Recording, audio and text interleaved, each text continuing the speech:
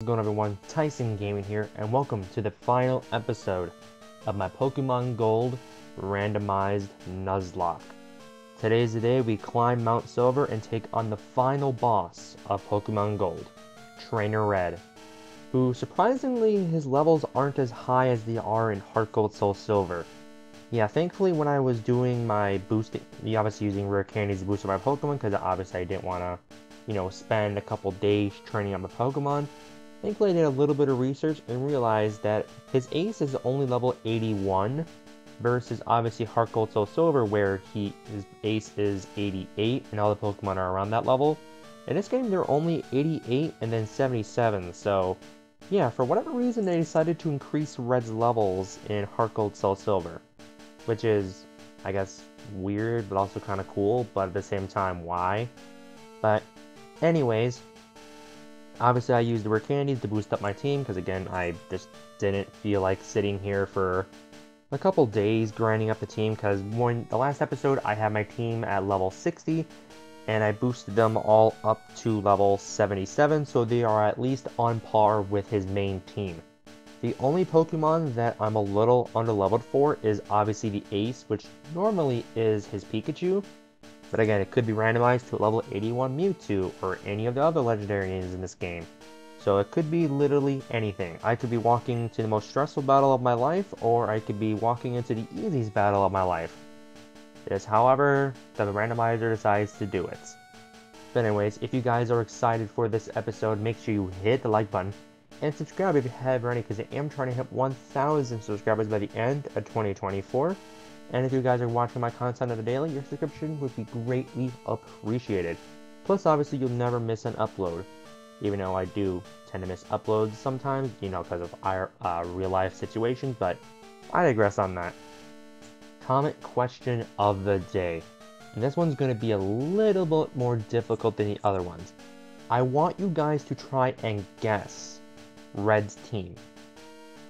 Now, obviously, you can guess what his lead is, but I want you guys to guess what each one of his 6 Pokemon are. Now again, the randomizer could give him an entire team of Caterpies or an entire team of Mewtwo's. Obviously you have, I don't know what the math is, but again, there's 252 Pokemon in this game or something around there. So obviously your odds of guessing his complete team isn't the highest. At the same time, compared to obviously modern day, it's pretty good. So take your best stab at it, comment down below, and then obviously once my battle with Red is complete, add your comment and say if you were correct or not. So with that all said, let's actually head right on in. I did get all the encounters I potentially could have gotten. The only ones that I could potentially go and track down would be the legendary dogs. But I mean, at this point, the only Pokemon that would be somewhat relevant to add to my team would be Mewtwo. And obviously I would have essentially 3 chances to get him with Suicune, Raikou, and Entei, but... Oh, hi McGame, how you doing? But obviously at the same time, with the kind of the headache it is to track them down, it just wasn't overly worth it. Also, did I remember to bring Super Repels? I believe I still had a few, yes I did. I still have a few left over from when I went to the Whirl Islands. Yeah, because unfortunately I can't catch any more Pokemon since I got all the encounters I could potentially get. Now the other question is, do I remember where to go in this? I know the Mount Silver in this game and Heart Gold are drastically different. I believe Soul Silver's is a bit more maze oriented, but I think this one's pretty straightforward. Yeah, because this right here is red, right?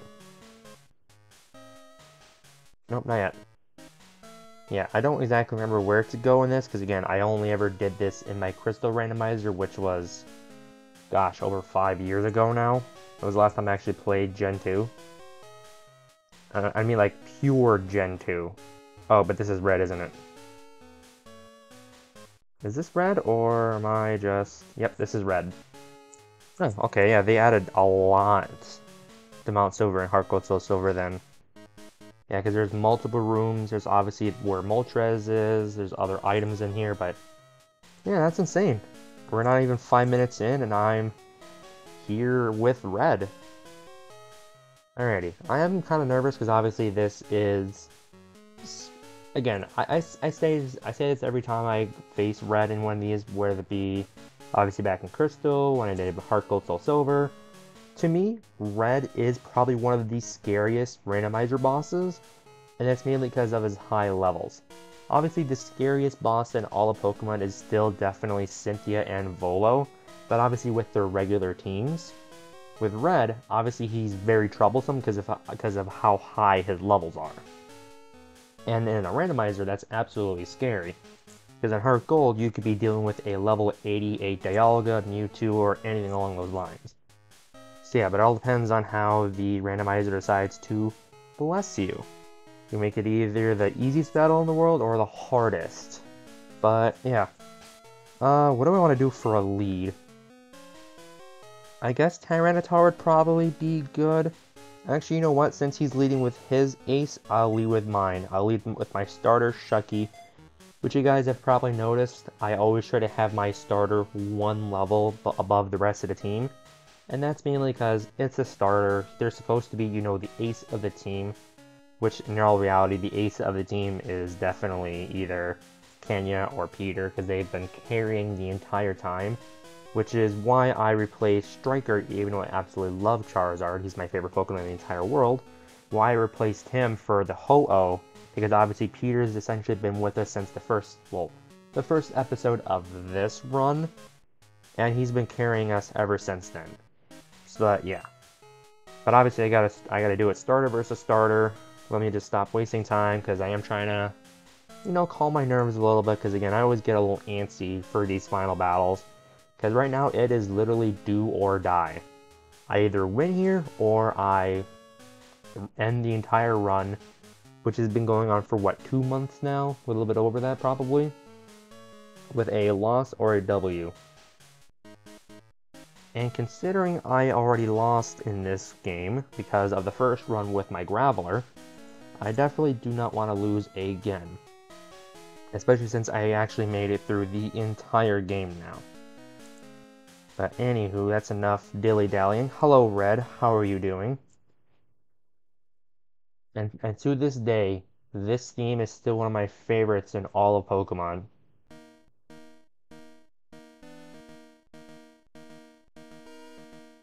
Alright, Red, what do you got for me? Full 6 on 6, who is your ace? Please do not let it be a legendary.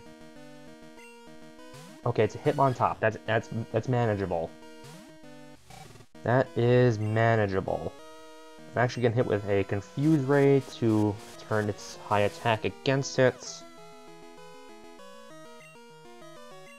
I probably should have just straight up attacks, but again, Shucky's, Lantern's whole thing isn't just straight up damage, it's obviously more of a support mon. So I might as well use the support features it has to my advantage.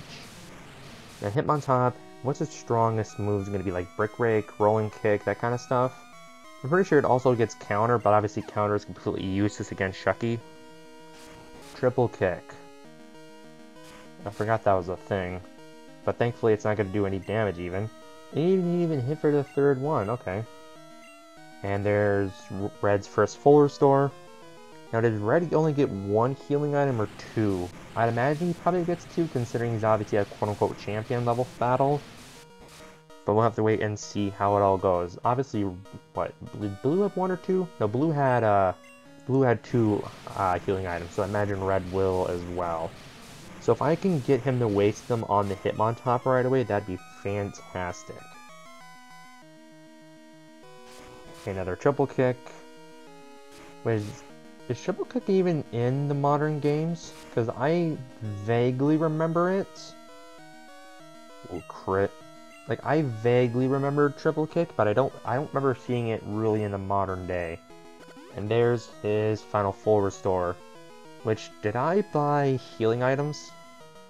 I don't think I did, but I haven't really used them all during the run, so I think we're fine. But at the same time, hopefully.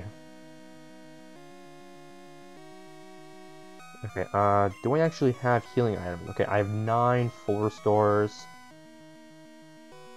And 9 super potions. So in other words, yeah, I really didn't buy any. Good job, Tyson. I've come slightly unprepared in terms of healing items for this battle, but unfortunately I'm already in the battle, so I can't restart now. Okay, triple kick, which I will live unless he gets another... I only hit one time. Yeah, I don't remember ever seeing triple kick, but then again, I never really see him on top all that much. I think it's an older move that doesn't really get used or shown off anymore, but it's fine. His level 81 is out of the way. The rest of his teams are going to be level 77s, and then a level 73, because he has an Espeon, because obviously gold. Pikachu. Oh, he actually has this Pikachu. What do I want to do for the Pikachu? Probably Peter. Which thankfully, because of the level boost, now has access to Flamethrower. Okay, and this is his Espeon. Or I should say, would normally be his Espeon. Thankfully, Peter finally has Flamethrower, and it's obviously a Pikachu, so this should just straight up one-shot. Yeah, Pikachu, you're only a little bit scary once you have that level advantage, buddy. Alright, what do you got for your next Pokemon? Because next up is a Nidoqueen, which I will go straight into Shiny for. Go straight into the Feraligatr. Oh, he's level 75? That's almost... Oh, this is probably his Lapras or his Snorlax then. Right, because he has all three Kanto starters, which are level 77s. Okay, but in all reality, nothing too scary yet. I mean, the scariest Pokemon he's had so far is this Nidoqueen.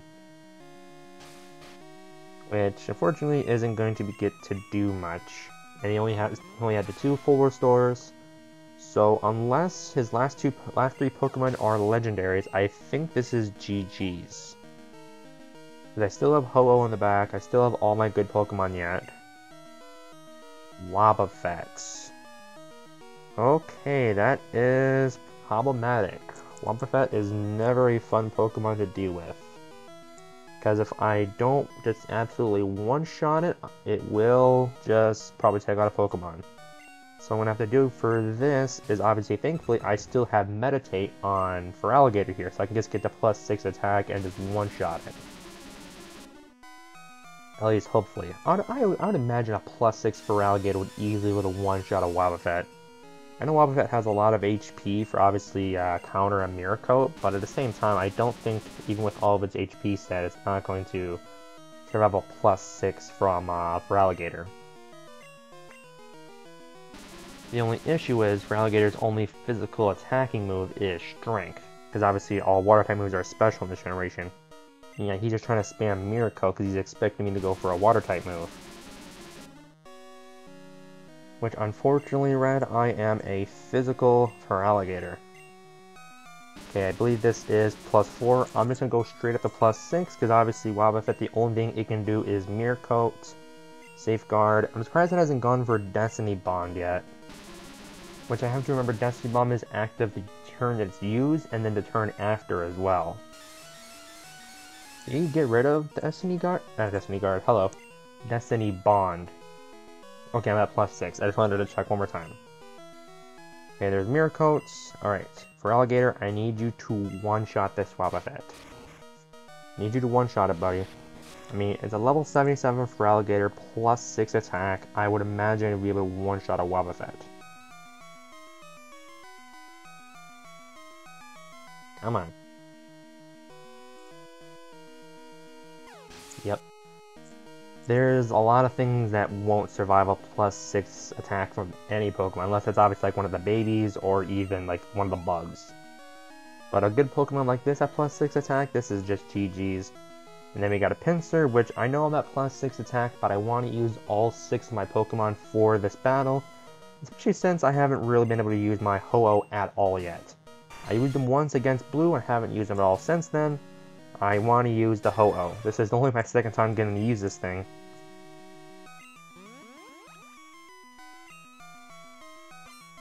Oh, okay. Yeah, I mean, Red's team's been good, been decent so far, but I will have to say the battle with Blue was much more stressful, and that's obvious because of Thunder and whatnot. Oh, He just went for guillotine. He was trying to make me stop talking. Hello, okay, Red. I apologize, Red. I apologize, sir. I apologize. I apologize. Don't do that again, please.